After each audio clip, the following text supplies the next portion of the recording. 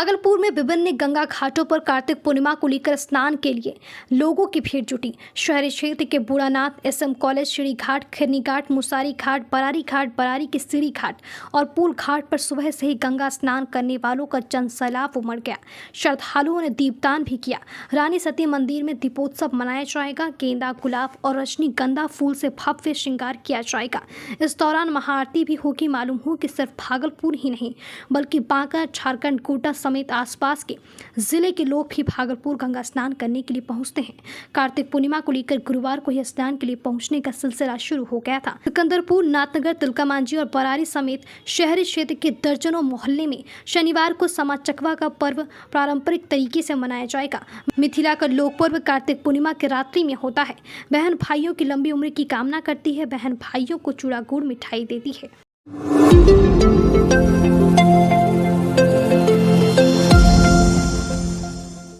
भागलपुर में शादी के 5 दिन बाद एक नई नवीली दुल्हन गुरुवार को ससुराल से गायब हो गई। वहीं दुल्हन के पति अभ्यास कुमार ने अपने ससुराल वालों पर अपनी पति के अपहरण का आरोप लगाया है। अभ्यास का कहना है कि वह अपनी प्रेमिका रितु कुमारी से शादी करना चाहता था, लेकिन रितु के परिजन इसके लिए तैयार नहीं थे, जिसके बाद दोनों थाने पहुंचे और 9 नवंबर को महिला थाने में अभ्यास और रितु की शादी करा दी गई। इस दौरान पुलिस के कहने पर रितु के परिजन भी मौजूद थे, लेकिन वो इस शादी से संतुष्ट नहीं थे। शादी के समय रितु 2.5 महीने की प्रेग्नेंट थी। वहीं पत्नी की बरामदगी के लिए अभ्यास शुक्रवार को अपने परिवार के साथ भागलपुर एसएसपी ऑफिस पहुंचा, जहां उसने अपने ससुर और लड़की पक्ष के अन्य रिश्तेदारों के खिलाफ शिकायत दर्ज कराई है और आरोपियों के खिलाफ कार्रवाई की मांग की है। 0 माइल थाना क्षेत्र के बहादुरपुर के रहने वाले अभ्यास ने बताया कि 5 साल पहले कॉलेज में एग्जाम के दौरान 23 साल की रितु कुमारी से दोस्ती हुई थी। कुछ दिनों की बातचीत के बाद हम दोनों एक दूसरे से प्यार करने लगे। फिर हम दोनों ने शादी करने का फैसला लिया। हम दोनों ने अपने अपने घर में शादी के बारे में बताया। मेरे घर वाले तैयार थे, लेकिन रितु के परिजन नहीं माने। अभ्यास ने आगे बताया कि हम दोनों के बीच फिजिकल रिलेशन भी था, जिसकी वजह से रितु 2.5 महीने की प्रेग्नेंट भी थी। फिर हम लोगों ने मामले की जानकारी पुलिस को दी और 9 नवंबर 2024 को महिला थाने में हम दोनों की थाने में शादी करा दी गई। शादी में रितु के परिजन को भी बुलाया गया था। वे लोग आए भी। शादी के बाद मैं रितु को घर लेकर आया। बाद में पता चला कि पुलिस के दबाव में रितु के परिजन महिला थाने आए थे। वे हमारी शादी से संतुष्ट नहीं थे। अभ्यास ने बताया कि रितु भी बहादुरपुर की रहने वाली है। मैं और मेरी माँ 14 नवंबर को घर पर नहीं थे। घर पर मेरी 2 बहनें और पत्नी रितु घर पर मौजूद थी। इसी का फायदा उठाकर रितु के परिजन मेरे घर आए और मेरी बहनों के साथ मारपीट करने लगे। इसके बाद जबरन रितु को घर से अगवा कर अपने साथ ले गए। जब मैं घर वापस लौटा तो मुझे जानकारी मिली। मैंने रितु के भाई विनीत पासवान को फोन किया तो उसने मुझे जान से मारने की धमकी दी, जिसके बाद अभ्यास ने विनीत पासवान, अभिषेक पासवान, मौसा राजेश पासवान, ड्राइवर पप्पू पासवान और सास सिसम देवी के खिलाफ थाने में शिकायत दर्ज कराई है। वहीं मामले में एसएसपी ने पीड़ित युवक को आश्वासन दिया है कि स्थानीय थाने को कार्रवाई के लिए निर्देश दिए गए हैं। जाँच के बाद सभी पर जरूरी कार्रवाई की जाएगी। और उसको भाई सब ने उठा के यहाँ से ले गया, मार के मुंह बोल के ले गया। अपहरण कर लेल था? हाँ, अपहरण करके ले गया। कहाँ शादी कर रहे बेटा? बेटा ने 4 घर बाद शादी किया है बहादुरपुर में। कैसे शादी होल? मरी से कहिए भागा भगी हो चले वो दोनों। सुल्तानगंज में दोनों शादी करले चले चुपचाप। हम वहाँ से हम नहीं सोचलिए कि नहीं रखब में प्रशासन साथ अलो चले थाना पर से लेकर हम तोरो घर में रहे चाहे तो मनी प्रशासन ने बोला कि नहीं लीजिएगा तो कैसे होगा, रखना पड़ेगा। तो हम बोले कि हाँ रखेंगे, बहू हो गया तो नहीं रखेंगे। इतने में 4 बजे से 2 बजे के बाद हम डॉक्टर के यहाँ निकले। 2 बजे के बीच में वो जो है घर ढूक के मार के दोनों बहन के बाड़ी बंद करके उसको लड़की को घिसिया के लेके गया है। मामला यही कि मेरा वाइफ को घर के दिन दोपहर अपहरण कर लिया। घर में कोई नहीं था। कौन अपहरण किया? उसका भाई था, मामा था और ड्राइवर था पप्पू ड्राइवर और मम्मी थी। 7-8 आदमी के साथ आया था। काहे अपहरण किया? अपहरण इसलिए किया कि उसको शादी मंजूर नहीं था। शादी मंजूर नहीं था? कब शादी हुई थी? 9 तारीख को हुआ था। 9 तारीख को? हाँ, 9/11/2024 को। कहाँ हुई थी शादी? महिला थाना में।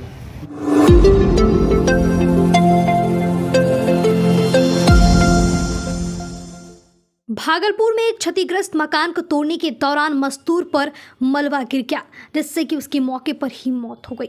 हालांकि घटना के बाद सहयोगी मजदूर और अन्य लोगों की मदद से मलबे को हटाकर बॉडी को बाहर निकाला गया। मौजूद लोगों ने घटना की जानकारी परिजनों को दिया। जानकारी के मुताबिक मृतक के परिजन घटनास्थल पर पहुंचे। मरने वाले की पहचान जगदीशपुर थाना क्षेत्र के कोयला नारायणपुर निवासी अमरीश यादव के रूप में की गई है। इधर घटना की सूचना मिलने के बाद मृतक की पत्नी अपने एक पुत्र के साथ घटनास्थल पर पहुंची और परिजनों का रो रो कर बुरा हाल है। घटना की सूचना के बाद जोगसर थाने की पुलिस मौके पर पहुंची और मामले की छानबीन में जुटी हुई है। बताया जा रहा है कि जोगसर थाना क्षेत्र के मसाकचक स्थित विजेंद्र कुमार नामक शख्स के क्षतिग्रस्त मकान में मृतक मजदूरी का काम कर रहा था। इसी दौरान मलबा उनके ऊपर गिर गया, जिससे मलबे में दबने से उसकी मौत हो गई। इधर घटना के बाद मौके पर पहुंची पुलिस ने शव को अपने कब्जे में लेकर आगे की कार्रवाई में जुट गई है। मरने वाले को एक पुत्र और 2 पुत्री है। घटना के बाद से मृतक की पत्नी व परिजनों का रो रो कर बुरा हाल है। मृतक के पुत्र प्रिंस ने बताया कि यहाँ से लोगों के द्वारा घटना की जानकारी दी गई। हम लोग जब घटनास्थल पर पहुंचे तो पिता की मौत हो चुकी थी। इधर घटना के बाद से परिजनों का रो रो कर बुरा हाल है। सूचना के बाद ग्रामीणों की मौके पर भीड़ जुट गई।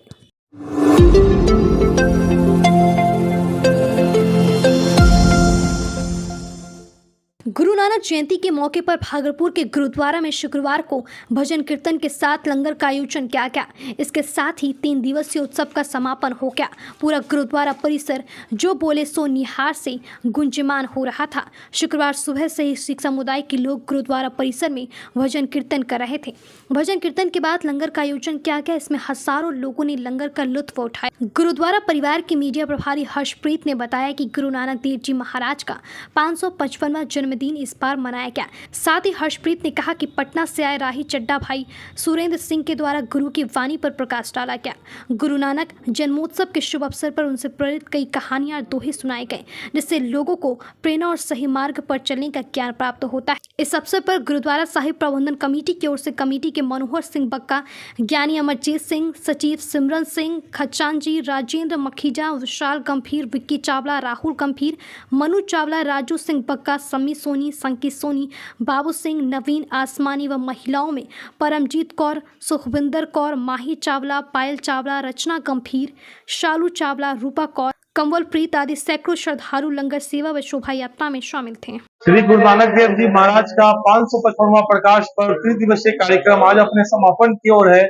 आज सुबह अखंड पाठ साहिब का समापन हुआ। उसके बाद आप देख रहे हैं गुरुद्वारा परिसर में ही गुरु की वाणी, गुरु की जीवनी पर प्रकाश डाला जा रहा है। बाहर से आए हुए रागी जत्था भाई कुविंदर सिंह पटना वाले गुरु की जीवनी में प्रकाश डाल रहे हैं। भाई संजय सिंह भागलपुर वाले गुरु की जीवनी में प्रकाश डाल रहे हैं।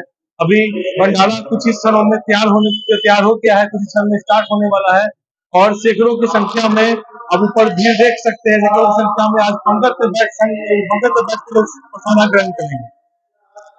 और रात्रि में जो है आपका दीपोत्सव का कार्यक्रम रखा गया गुरुद्वारा परिसर में।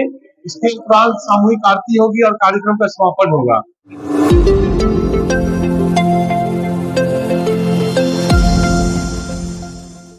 भागलपुर में आईपीएल मैच के तर्ज पर भागलपुर के सैंडिस कंपाउंड मैदान में बीसीसीएल सीजन 3 क्रिकेट मैच का आयोजन होगा। यह मैच 1 दिसंबर से शुरू हो रहा है। इस मैच में कुल 6 टीमें भाग ले रही है। इस मैच की तैयारी को लेकर मैच के आयोजनकर्ता विजय कुमार यादव ने प्रेस वार्ता कर बताया कि 26 नवंबर को सभी खिलाड़ियों को मैच ड्रेस का वितरण किया जाएगा। 29 नवंबर को सभी खिलाड़ियों एवं सभी टीम के मालिक के द्वारा रोड शो का आयोजन किया जाएगा। रोड शो भागलपुर शहरी क्षेत्र में भ्रमण करेगा एवं 30 नवंबर को सम्मान समारोह का आयोजन किया जाएगा। ये बीसीएल सीजन 3 का हम लोग जो एक डेट फाइनल किए हुए हैं, ये 25 तारीख को हम लोग ड्रेस वितरण यानी कि ड्रेस जो जर्सी जो प्लेयर के आए गए वो हम लोग उनका इनॉग्रेशन एक रखे हुए हैं ग्राउंड पे ही। उस दिन सारे प्लेयर को आना अनिवार्य है, सारे ओनर को, सारे प्लेयर को। और 29 तारीख को फिर सारे प्लेयर के साथ में हम लोग भागलपुर में शहरी क्षेत्र में एक छोटा मोटा एक प्रोग्राम रखे हुए हैं जो कि रोड शो के टाइप में, जो कि हम लोग शहर भ्रमण करेंगे उसमें। और फिर 30 तारीख को आगामी 30 नवंबर को एक सांझ संध्या वेला में एक कार्यक्रम है जो ये बीसीएल 3 का जो हम लोग आयोजन किए हैं, इसी के उपलक्ष्य पे एक कार्यक्रम किए हुए हैं। उस कार्यक्रम में बहुत ऐसे लोग जो कि सोशल वर्क से जुड़े हो या जो अच्छे वर्क करते हो या जो अच्छे प्लेयर हो, उनको सम्मानित किया जाएगा। और 1 तारीख को जो संडे दिन पड़ता है 1 दिसंबर से ये मैच की शुरुआत सुबह से हम लोग सुबह 8 बजे से मैच की शुरुआत हम लोग करेंगे। लगभग 6 टीम है हम लोगों का। 6 टीम का जो है पहला दिन एक ही मैच रहेगा। पहला जिस दिन हम लोग शुरुआत कर रहे हैं उसके बाद जो है पर डे 2 मैच रहेगा।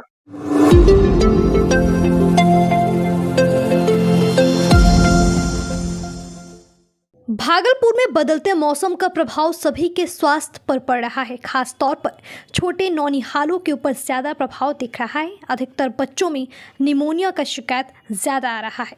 निमोनिया को लेकर कैसे सावधानी बरतें, इसको लेकर भागलपुर के शिशु रोग विशेषज्ञ डॉक्टर अजय कुमार सिंह ने कहा कि यदि बच्चे में सर्दी, खांसी, जुकाम का लक्षण मिले तो तुरंत अभिभावक बच्चों को किसी नज़दीकी स्वास्थ्य केंद्र या क्लिनिक में लेकर आए, क्योंकि यदि थोड़ा भी इस बीमारी में ढिलाई करते हैं आपके बच्चे पर इस बीमारी का बुरा प्रभाव हो सकता है। अभी बच्चों में वायरल फीवर्स होते हैं और वायरल फीवर में सर्दी, जुकाम, खांसी एक आम है और ज़्यादातर इसमें 3 दिन के बजाय 5-7 दिन लग रहे हैं। तो अभिभावकों से अनुरोध है कि इस फीवर में यदि सर्दी, खांसी के साथ है तो आप घबराएं नहीं, धीरे धीरे वो ठीक होगा। एंटीबायोटिक इसमें कार्य नहीं करता है, तो एंटीबायोटिक लिखना तो थोड़ा पड़ता है डॉक्टर्स को, लेकिन बहुत जोर नहीं डालें, वो धीरे धीरे ठीक हो जाएगा। हाँ, साथ ही इसमें निमोनिया के लक्षण आ रहे हैं और निमोनिया होने से बच्चा हाँफने लगता है, पाखा फेंकने लगता है और कई बच्चे को ऑक्सीजन का ज़रूरत पड़ता है, नेबुलाइजेशन का ज़रूरत पड़ता है। तो यदि बच्चे में कहरने का हो या सांस बहुत तेज़ लग रहा हो, दूध पीना कम कर दिया हो, बेचैनी लग रहा हो, नींद नहीं आ रही हो, तो ऐसे बच्चे समझिए कि सीरियस हो रहे हैं, उसको हॉस्पिटलाइज करके ऑक्सीजन की ज़रूरत होगी, नेबुलाइजेशन की ज़रूरत होगी, साथ में कुछ दवा की ज़रूरत होगी। तो आप ऐसे बच्चों को ज़रूर एडमिट करें जिनकी स्थिति बिगड़ रही है।